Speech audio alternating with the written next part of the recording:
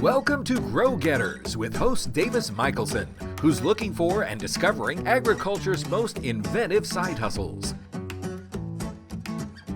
Hey everybody, it's me, Davis. Thanks for tuning in for another episode of Grow Getters. As always, let me remind you to like and subscribe so you don't miss any of the exciting, interesting content that we've got for you. And today is absolutely no exception. Now, we've spoken with our guest's partner in crime, you might say, before. A few months ago, ag influencer and podcast host Natalie Kovarik joined us on Grow Getters, you might recall. On this episode, we are joined by a fellow influencer and Natalie's co-host on Discover Ag, but there's so much more that our guest has going on, as you will see as she lays out her story for us. A quick quote: when I left for college, I didn't think I wanted to be a dairy farmer. I had no plans of coming back to the farm. I don't know what I was thinking! Exclamation point. Now, I can't imagine doing anything else. This is a tale that we have heard. Farm kids grow up on the farm, they leave, they think, I'm never going back, and somehow they wind up right back there at the place that they love. Let me bring in Tara Vander Dussen. Welcome to Grow Getters. So glad to have you today. How are you? Hi, thanks for having me. I know I'm so cliche with that story, but it is so true. I mean, so many farm kids just leave and are like, we're never coming back. And I think it's one of those things you don't appreciate what you have until you're kind of removed from it. That's exactly right. And I think it's important. It's because I grew up on a farm and then left and was in the big city for a while and was doing some stuff and wound up, back in God's country, back on the farm myself. So I get it. I totally get it. Tell us, usually we establish farm cred right off the top here. We've sort of hinted at it a little bit, but I want to get at your story. Lay out your farm cred for us, please. Yeah, I have a couple of different ties to agriculture. First, as I was mentioned, I grew up on a dairy farm here in New Mexico. And so I am a fifth generation dairy farmer. You know how you got to give the generational ties as well. So that was obviously my initial connection to agriculture. And then as you hinted at, I left for college, and I technically was in the College of Ag. I got my degree in soil, water, and environmental science, but I was focused in policy and law. So I was thinking, law school in that direction. It's funny, when I went to college, I went about 8 hours away, and I remember, like, I didn't want to know anyone at the college. I wanted to be like, my own person, finding myself. And one girl from my town went to the same college as me, and I remember being so irritated about it because I was like, oh, I just want to go where no one knows me. And so then, as life would have it, it's funny, I went all the way out of state for college, but ended up marrying the dairy farmer just down the road from my family farm here in New Mexico. And now, obviously, he and I are dairy farming together with our family. And then my last tie to agriculture is I ended up taking my degree and using it as an environmental consultant for dairy farms throughout New Mexico. So I did that for about 10 years, where, my family farm, as well as lots of my other dairy farms in New Mexico, were actually my clients, and I represented them as their environmental consultant. A couple of things. Number one, you had a mind toward policy and wound up in environmental studies.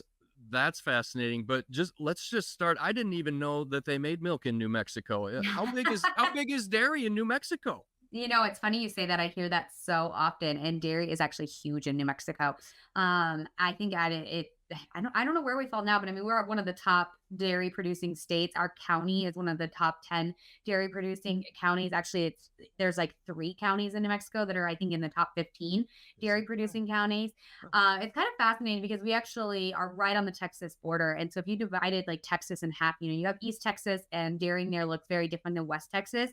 West Texas and Eastern New Mexico are very similar. We have, wide open spaces, pretty mild climate, and these large open lot dairies, as we call them. And so we are known for our large herd size. So I think that is sometimes maybe where it gets lost is we don't necessarily have a ton of dairies, but we have a lot of cows. And the town I actually live in is the world's largest cheese plant. So we have a lot of dairy. I like to get the dig in for Wisconsin that, New Mexico has the largest cheese plant in the world. So And very little snow, as I understand, as well, in New Mexico. Yeah. No, we're high plains, high desert. So we do get the occasional storm, snow. But I mean, you're talking 99% of the time it's melted by the afternoon and we've moved Right. on, and we're a pretty dry climate. Right. Um, Now onto the environmental stuff, because I do want to get onto your social media work, your work.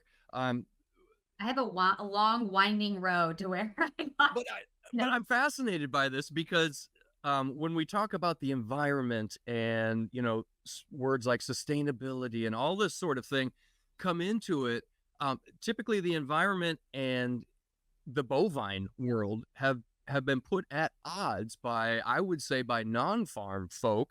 Can you talk about being an environmental specialist in the bovine world, please? It's fascinating.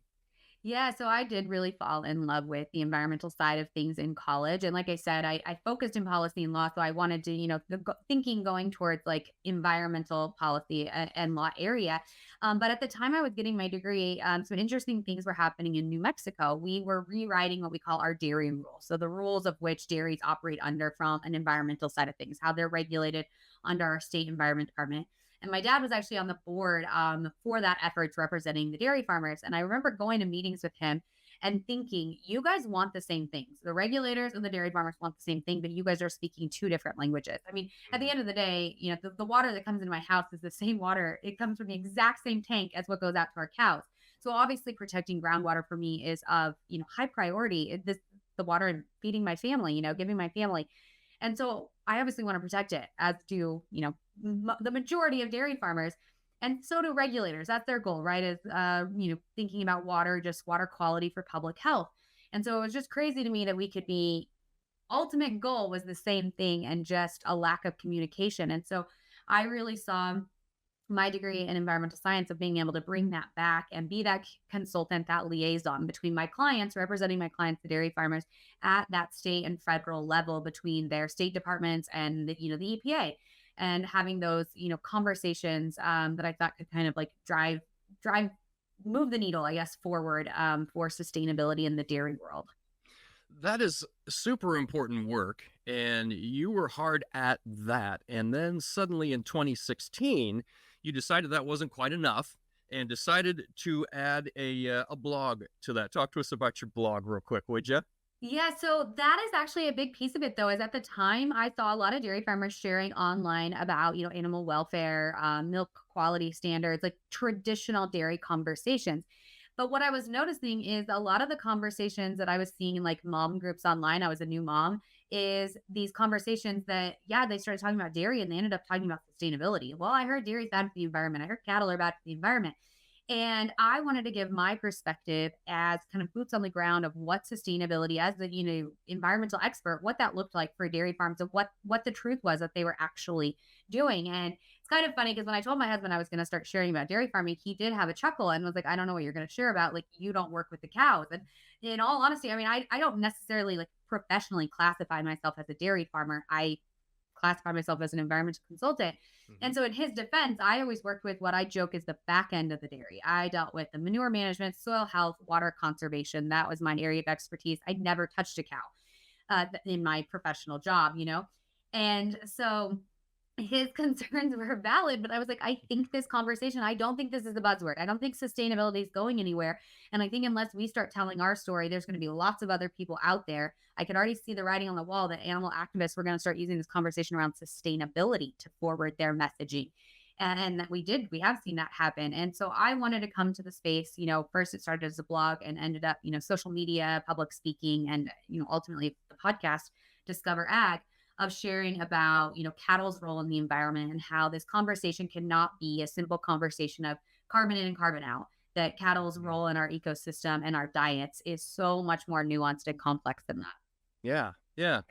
Well, as I mentioned at the top of the show, we had your co-host on the Discover Ag podcast, Nellie Kovarek, with us. Now, to be fair, I did sing to her in the spirit of fairness. I'm going to give you the same song that I sang for her as a farmfluencer. I don't know how you feel about that word. We can talk about that on the other end. Maybe I can sell it with a song, but it goes a little something like this.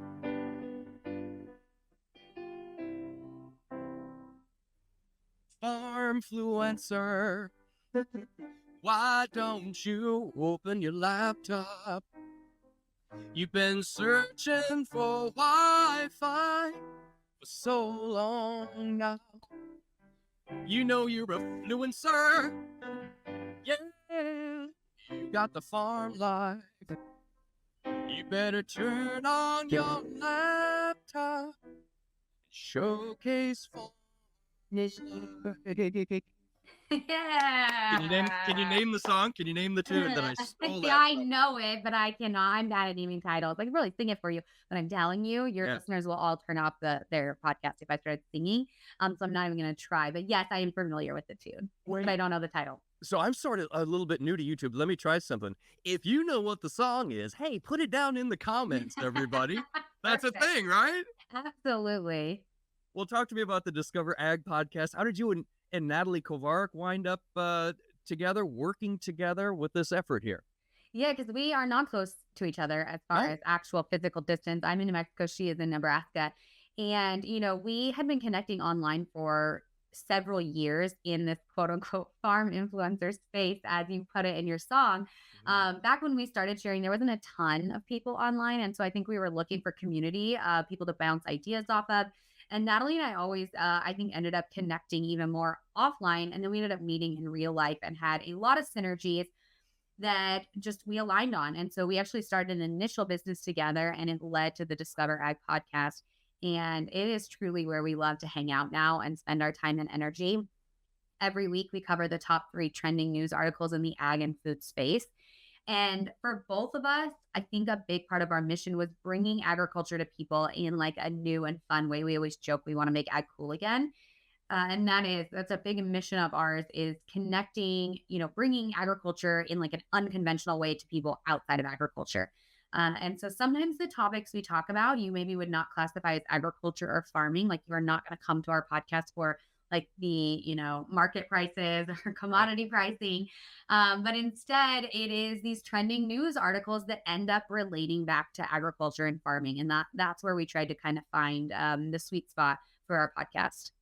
Can the environment and cows coexist successfully without ruining either cows or the planet?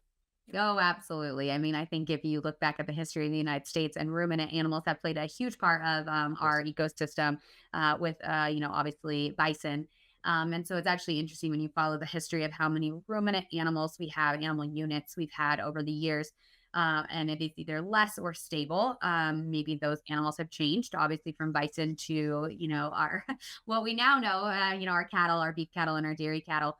But yes, I think so. I think we have to start considering the role like animal protein plays in our diet as far as building a healthy nation. There is an environmental impact of having, an unhealthy nation.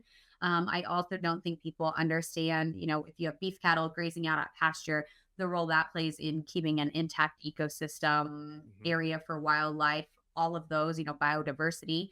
And then, obviously my cows are obviously in corrals and not out on pasture, but the importance of, the byproducts they consume and just that whole side of things. And so there's just a lot more than, as I said at the beginning of the carbon conversation. People love to just be like, this is the carbon output. If you did this, it solves, climate change. And unfortunately, it's not that simple, is I think what I always lead with having the conversation. Yeah. Well, a little job security for you environmental scientists. Am I right? Yeah. I remember when I got my degree and I got a lot of questions of like, what are you going to do with that in the agriculture space? And it's kind of funny because now, I mean, I feel like there's not a company out there that doesn't have, their environmental side of things, their chief sustainability officer, all the people under them. It's obviously now a huge piece of a lot of people's business. For sure.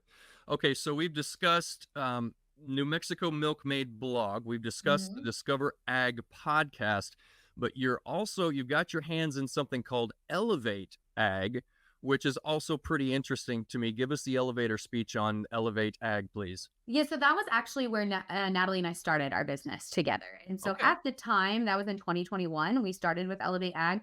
At the time when we met, one of the biggest things we were getting in our DMs was, how do you do this? How do you turn what you do into a business, sharing on social? How do you make money from it? And so we created a program called Elevate Ag that we essentially taught farmers and ranchers how to set up their agriculture story, and then how to turn a profit from that. We have since retired that program. As I mentioned, we kind of have gone all in on Discover Ag. And truly, I loved Elevate and what we were able to do to help farmers and ranchers share their story. But at the core of what I love and why I wake up every day wanting to share on social goes back to more with Discover Ag, connecting people back to agriculture. And so for me, I loved everything about Elevate and connecting with farmers, but Discover gives me that opportunity again to connect back with the consumer. I love that. And I love it so much. I may just sing a little bit. New Mexico milkmaid and Discover Ag. See, I put Elevate Ag in there first, but now there's I like the Discover. That works. Yeah. All right, I'll start again. New Mexico milkmaid, Discover Ag. Without these handy tools, your efforts may be in vain. New Mexico milkmaid, the Southwest's most informative bloom. Misconceptions of ag will fade. She'll elevate your operation, save the day.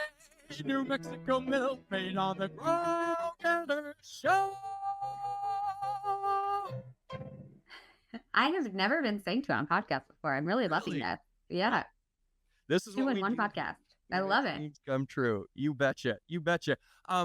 This is all very exciting to me, but let's make it practical. Someone may be out there watching thinking, wow, she does so much. I have a lot of ideas.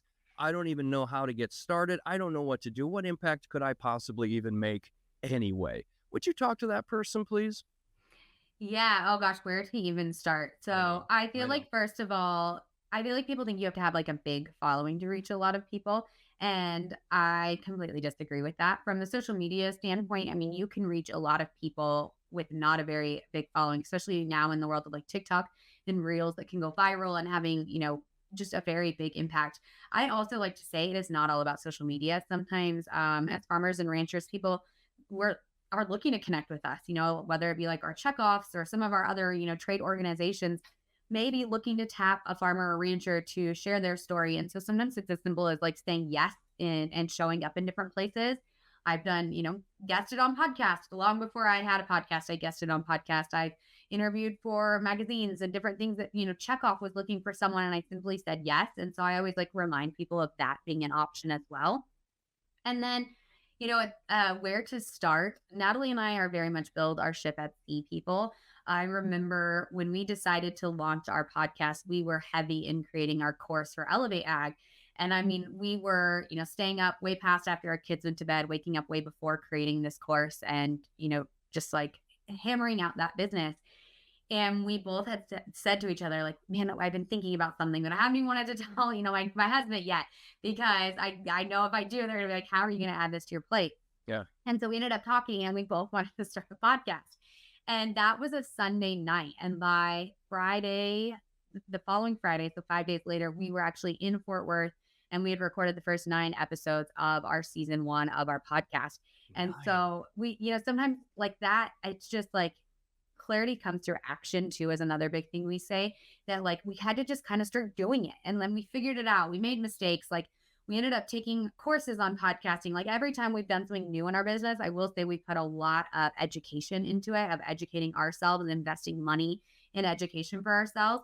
And then taking that education and just doing. You can sit there and think and strategize for days, weeks, months, years, but sometimes you just have to go out there and do your idea and see what happens. Because like I think about when I started sharing in 2016 on a blog, if I had been like, okay, I'm going to have a blog and this is what it's going to be.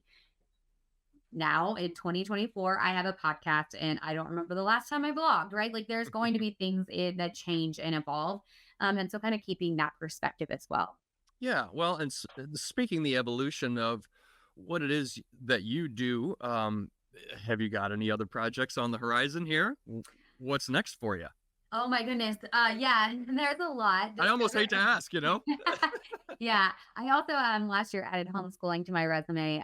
So that has been a whole new ballgame. And it has forced me to cut out unnecessary things in my life, I will say. But Natalie and I have really big plans for Discover. We would love to take the podcast to the next level. We did our first live show actually just last month. So that was really exciting and I can see more of that on the horizon. And then behind the scenes for the last 2 years, we have been working on a docuseries for Discover Ag, where we filmed a pilot episode and for, a TV show to bring agriculture to people on, the TV screen instead of just in your earbuds. And so continuing to see what that looks like and bringing that to fruition, I think is going to be a big part of, 2025 moving forward. Yeah. Excellent. Where can we find more? Yeah, so you can go to our website, Discover Ag, but obviously if you are listening to this, you are a podcast person. So I would recommend, heading over to Discover Ag podcast when this episode is over and checking out our weekly Thursday episodes. We also do occasionally drop a Tuesday episode that is a Discover More, where we interview, influential people in the ag, food, farming, Western space. Sometimes it is a more serious episode. Just today, we interviewed actually someone from Consumer Reports about food safety. And then sometimes it is a lot of fun. We had just this week, we had the Carolina Cowboys from the PBR World Team Series. Oh, cool. 2 athletes on from Carolina Cowboys to interview them. So it's definitely a healthy mix. Our podcast is a healthy mix of entertainment and education. So. That's the Discover Ag podcast, and also the New Mexico Milkmaid blog from time to time as you have time. You're a busy woman. We really appreciate you taking the time to chat with us today here on Grow Getters. Thank you so much. Yeah, thanks for having me on. It was a great chat. Tara Vander Dussen, thanks so much. Production support provided by Jack Heffron and Zach Zingula. Find Grow Getters on Farm Journal's YouTube channel and listen to it wherever you find your favorite podcasts. For Farm Journal Studios, I'm your pal, Davis Michaelsen for Grow Getters. Thanks for watching, and hey, everybody, let's get out there and grow get 'em.